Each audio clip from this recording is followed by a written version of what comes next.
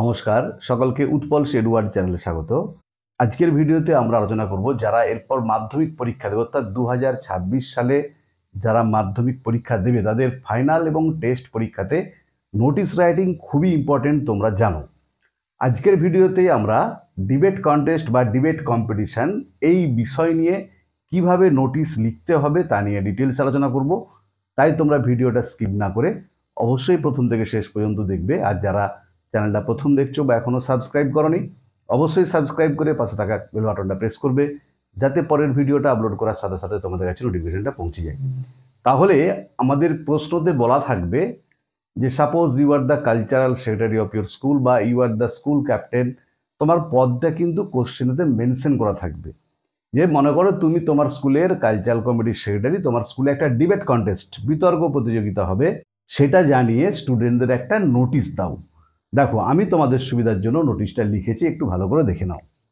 দেখো প্রথমে কি লিখবো আমরা, স্কুলের নাম। আমি এখানে কোনো স্কুলের নাম লিখিনি, আমি জাস্ট এবিসি হাই স্কুল লিখেছি। তোমরা তোমাদের নিজেদের স্কুলের নামটা লিখবে। তার নিচে যেটা করতে হয় কি, নোটিশ এই ওয়ার্ডটা প্রত্যেকটা লেটার ক্যাপিটালে লিখতে হবে। দেখো নোটিশ পুরোটাই কিন্তু ক্যাপিটালে লিখেছি। তার নিচের লাইনে কি আছে, যেটা আমাদের বিষয় নোটিশের কি, ডিবেট কন্টেস্ট বা কম্পিটিশন। তোমরা যেটা খুশি লিখতে পারো, কন্টেস্টও লিখতে পারো, কম্পিটিশনও লিখতে পারো। তাহলে ডিবেট কন্টেস্ট বা ডিবেট কম্পিটিশন। তারপরে ডান দিকে নিচে দেখো ডেট। ডেট দিয়ে আমি ডেটটা দিইনি, তোমরা যেদিন নোটিশটা লিখবে সেদিনের ডেটটা দিয়ে দেবে। তাহলে এই ফরম্যাটটা যেন প্রথমে ঠিক হয়, না হলে কিন্তু নাম্বার পাবে না। আগে মেন নোটিশটাতে ঢোকার আগে বা মেন নোটিশটা শুরু করার আগে এই ফরম্যাটগুলো আমাদেরকে ঠিক করতে হবে। আর এবছর তো জানোই নোটিশ খুবই ইম্পর্টেন্ট। দেখো এরপরে বাম দিক থেকে কি লিখবে পরের লাইনে, all the students of our school are hereby notified that, আমাদের স্কুলের সমস্ত ছাত্রছাত্রীদের জানানো যাচ্ছে যে আওয়ার স্কুল কমা দিয়ে আমাদের বিদ্যালয়, লাইক প্রিভিয়াস ইয়ার্স, গত বছরগুলির মতো, দিস ইয়ার টু, এই বছরও, যে বিগত বছরগুলির মতো এই বছরও কমা দিয়ে, ইজ গোয়িং টু অর্গানাইজ, ব্যবস্থা করতে চলেছে, an inter school debate competition, একটা আন্তর্বিদ্যালয় বিতর্ক প্রতিযোগিতার, অন, দেখো আমি একটা ডেট দিয়েছি 30শে জুলাই। তোমরা যেদিন নোটিশটা লিখবে তার থেকে কম করে 10 দিন বা 15 দিন পরের ডেটটা দেবে। তাহলে যেদিন তোমরা লিখছো সেখান থেকে 10 দিন পরের ডেটটা দেবে। 2025 কোথায় হবে দেখো, ইন দ্য স্কুল সেমিনার হল, বিদ্যালয়ের সেমিনার হলে। কটার সময়, অ্যাট 11 AM, 11টার সময়। তাহলে অন্য যে কোনো নোটিশ রিগার্ডিং স্কুল সংক্রান্ত যে কোনো নোটিশ, সেটা কুইজ কন্টেস্ট হোক, ডিবেট কম্পিটিশান হোক, 15th আগস্ট সেলিব্রেশন হোক, একই ফরম্যাটে হবে।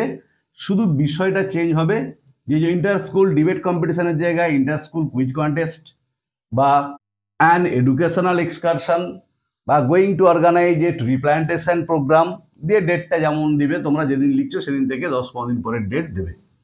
দেখো তারপরেতে ফুল স্টপ দিয়ে কি লিখেছি, students from class 9 to class 12, ছাত্রছাত্রীরা যারা নবম শ্রেণী থেকে দ্বাদশ শ্রেণীর মধ্যে পড়ছো, মানে ক্লাস 9 থেকে ক্লাস 10 পর্যন্ত ছাত্রছাত্রীরা, can participate in the competition, তারা অংশগ্রহণ করতে পারবে এই প্রতিযোগিতায়। যে ডিবেট কন্টেস্টে সব স্টুডেন্ট স্কুলের অংশগ্রহণ করতে পারবে না, শুধুমাত্র 9 to 12। এবার তোমরা এটা 8 to 12ও করতে পারো, 5 to 12ও করতে পারো। আমি 9 to 12 করেছি।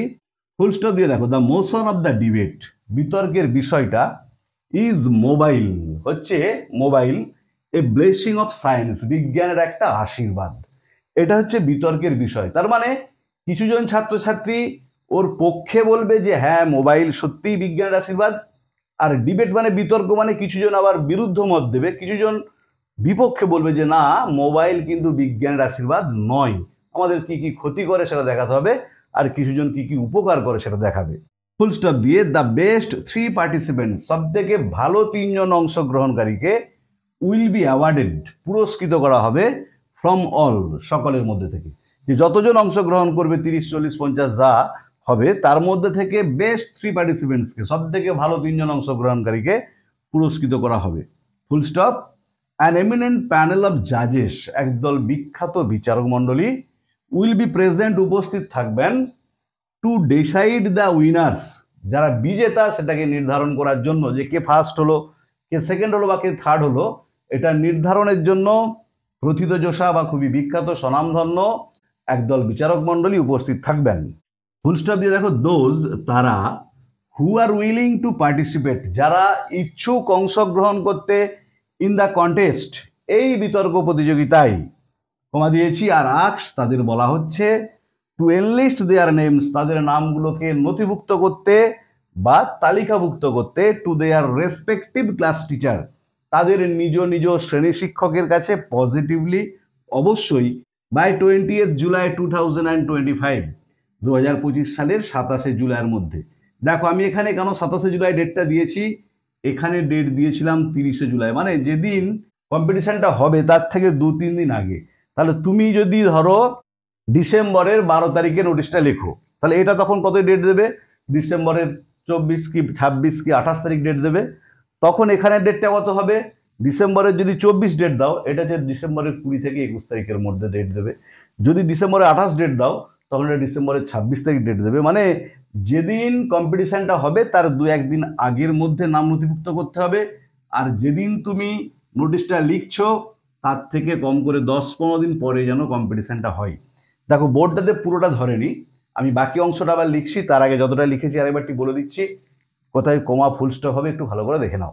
তাহলে প্রথমে স্কুলের নাম, ফার্স্ট লেটারগুলো প্রতিটা ওয়ার্ডের ক্যাপিটাল হবে, তারপরে নোটিশ পুরোটাই ক্যাপিটাল, তারপরে যেটা বিষয় আমাদের নোটিশের ডিবেট কন্টেস্ট বা কম্পিটিশন, যে কোনো একটা লিখবে তোমরা, সেটা ব্র্যাকেটের মধ্যে প্রথম লেটারগুলো ওয়ার্ডগুলোর প্রথম লেটারগুলো ক্যাপিটাল করবে।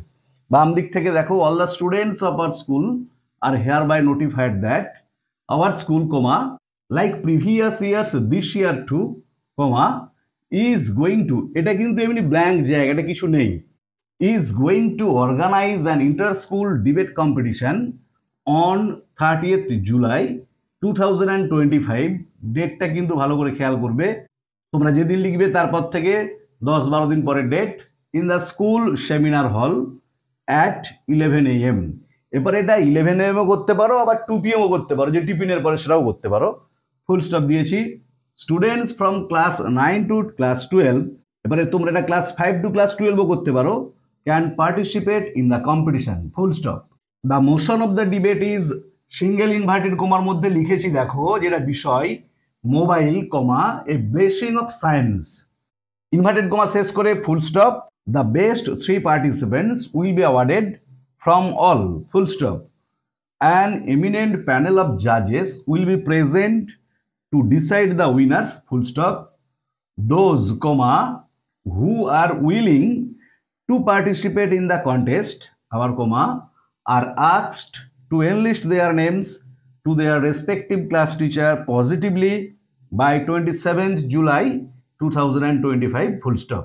তারপরে দেখো তারপরে কি লিখেছি, একই পেরাতে হবে, পেরা চেঞ্জ হবে না।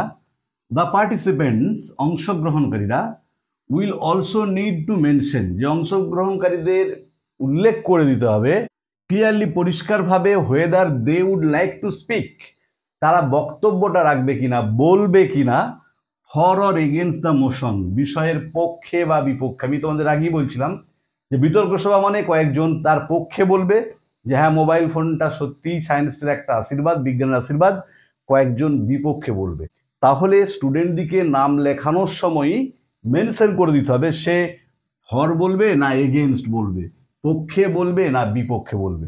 ফুল স্টপ দিয়ে প্লিজ ফার্দার নোট দ্যাট, আরও মনে রাখবে যে time limit for a participant, একজন অংশগ্রহণকারীর সময়সীমা ইজ 5 minutes অনলি, কেবলমাত্র 5 মিনিট, যে হ্যাঁ একজন 10 মিনিট 15 মিনিট বলেই চললো বাকিরা সুযোগ পেল না, সেটা কিন্তু নয়। প্রত্যেককে 5 মিনিট টাইম নির্ধারিত করে দেওয়া থাকবে, 5 মিনিটের মধ্যে তাকে তার বক্তব্যটা সবার সামনে পেশ করতে হবে বা উপস্থাপন করতে হবে। ফুল স্টপ দিয়ে you may contact to the undersigned, যেমন অন্যান্য নোটিশে হয় তোমরা যোগাযোগ করতে পারো নিম্ন স্বাক্ষরকারীর সাথে ফর মোর ডিটেলস, আরও পুঙ্খানুপুঙ্খ জানার জন্য। Full stop. Your active participation and enthusiastic cooperation, তোমাদের সক্রিয় অংশগ্রহণ এবং আগ্রহপূর্ণ সহযোগিতা আর সলিসিটেড, কাম্য, যে তোমাদের অংশগ্রহণ এবং সহযোগিতা কাম্য। দিয়ে দেখো ডান দিকে নিচে কি লিখেছি, এসডি, তোমরা এসডির ফুল ফর্ম হচ্ছে সিগনেচার, সিগনেচারও লিখতে পারো, দিয়ে তোমার নিজের নামটা এখানে পুরোটা লিখবে, টাইটেল সহ পুরো নামটা লিখবে। তার নিচে দেখো কি লিখেছি, কালচারাল সেক্রেটারি। এখানে কিন্তু প্রশ্নতে তোমাকে মেনশন করা থাকবে তোমার পদটা, বলা থাকবে suppose you are the cultural secretary বা suppose you are the school captain, যেটা মেনশন করা থাকবে তুমি সেটা লিখবে। তার নিচে তোমার স্কুলের নাম, যেহেতু আমি প্রথমে এবিসি হাই স্কুল লিখেছিলাম, এখানেও দেখো এবিসি হাই স্কুল লিখেছি। বাম দিকে অবশ্যই কাউন্টার সাইন্ড বাই হেডমাস্টার। যদি এটা না লেখো নোটিশটার কোনো ভ্যালু রইল না, কারণ তুমি নোটিশ লিখলে সেটা গ্রাহ্যনীয় হবে না যতক্ষণ না প্রধান শিক্ষক মহাশয় সেটা কাউন্টার সাইন করে নিচে অবশ্যই গোল করে সিল, সেটা সিল দিয়ে দিচ্ছেন। যতক্ষণ না আমরা এই কাউন্টার সাইন বাই হেডমাস্টার নিচে সিলটা লিখছি ততক্ষণ পর্যন্ত কিন্তু নোটিশটা অগ্রাহ্যনীয়। তাই কোনো একটা পার্ট নোটিশের, যে পার্টগুলো আমি দেখলাম আলাদা আলাদা করে, কোনো পার্টই যেন মিস না হয়ে যায়। আগে এই স্ট্রাকচারটা খুব ভালো করে মেনটেন করবে। ভেতরের বিষয়বস্তু লাইনটা তোমরা, যেহেতু ওয়ার্ড লিমিট 100 আছে, 10-12টা সেন্টেন্স, তার মধ্যে দেখবে প্রথমে 3-4টে সেন্টেন্স, শেষের 3টে সেন্টেন্স এক, মাঝে যদি 3-4টে বাক্য নিজের থেকে একটু লিখে দিতে পারো, ছোট ছোট বাক্য, তাহলেই কিন্তু ফুল মার্কস পেয়ে যাবে। কিন্তু এই যে গঠনগুলো, ধরো এসডি বা সিগনেচার লিখে তোমার নাম, এখানে কাউন্টার সাইন বাই হেডমাস্টার নিচে সিল, প্রথমেতে স্কুলের নাম, নোটিশ, বিষয়, ডেট, এইগুলো কিন্তু ঠিকঠাক হতে হবে। ওইখানে ভুল গেলে নাম্বার কাটা যাবে। দেখো এরপর আবার একটু বলে দিচ্ছি, ভালো করে দেখে নাও কমা ফুল স্টপগুলো। The participants will also need to mention clearly whether they would like to speak for or against the motion, full stop. Please, comma, further note that the time limit for a participant is 5 minutes only, full stop. You may contact to the undersigned for more details, full stop. Your active participation and enthusiastic cooperation are solicited, full stop. ডান দিকের নিচে SD লিখে তোমার পুরো নাম, তোমার পদটা যেটা দেওয়া থাকবে, স্কুলের নাম, বাম দিকে কাউন্টার সাইন বাই হেডমাস্টার, নিচে সিল। তাহলে আজকের ভিডিওতে আমরা আলোচনা করলাম যে সকল স্টুডেন্ট এবছর ক্লাস 10-এ পড়ছে, অর্থাৎ 2026 সালে যারা মাধ্যমিক পরীক্ষা দেবে, তাদের জন্য নোটিশ রাইটিং খুবই ইম্পর্টেন্ট। সেই স্টুডেন্টদের জন্য ডিবেট কন্টেস্ট বা ডিবেট কম্পিটিশন নোটিশ যদি পরীক্ষায় পড়ে কিভাবে উত্তর লিখতে হবে তা নিয়ে ডিটেলস আলোচনা করলাম। ভিডিওটা ভালো লাগলে অবশ্যই লাইক করবে, বন্ধুদের মধ্যে শেয়ার করবে এবং কমেন্ট করে জানাবে। আর আমি অলরেডি মাধ্যমিকের যেসব রাইটিংগুলো এবছর খুবই ইম্পর্টেন্ট আছে সেই সাজেশনে ভিডিও আপলোড করেছি। এছাড়াও আমি আগেতেই বেশ কয়েকটা নোটিশ এবং পার্সোনাল লেটারের ভিডিও আপলোড করেছি, যারা দেখোনি তাদের জন্য ডেসক্রিপশন বক্সে আমি লিঙ্ক দিয়ে দিয়েছি, তোমরা অবশ্যই সময় মতো দেখে নিও। ভালো থেকো সবাই, ধন্যবাদ, দেখা হবে পরের ভিডিওতে।